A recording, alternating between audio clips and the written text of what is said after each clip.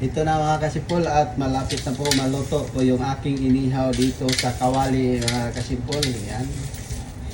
Mga 2 minutos na lang maluto na po ito mga kasipol. Nakikita nyo naman po. Inihaw na po talaga. Diba? O diba napakadali lang mga kasipol magluto dito.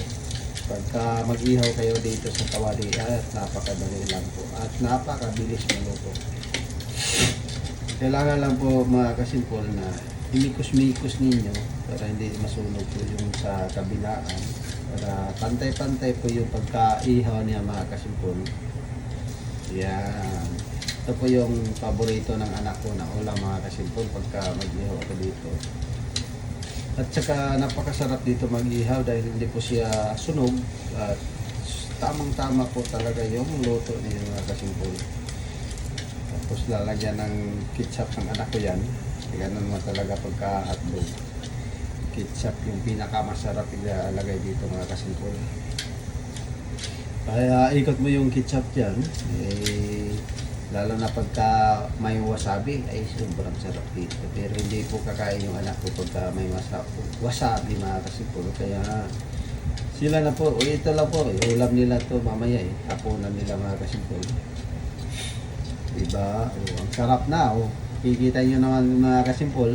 Ayan, inihaw na po siya talaga. Diba? Sarap at napakadali lang maluto. Ilang minutes lang po mag-ihaw dito. Pagka ganito, kailangan lang po talaga dito mga kasipol at mainit na mainit po talaga yung kawali bago niyo po ilagay po yung hotdog mga kasipol or karne naman o chicken, karne baboy or chicken na mag-ihaw dito. At dito lang po talaga ako nag-ihaw mga kasipol sa kawali. Hindi po masira po yung kawali mga kasipol. Dahil ito po yung hotdog or mga karne, chicken, automatic po yan, lalabas po yung kanyang mantika. Hindi po talaga makakuha po yung ating kawali. Yan.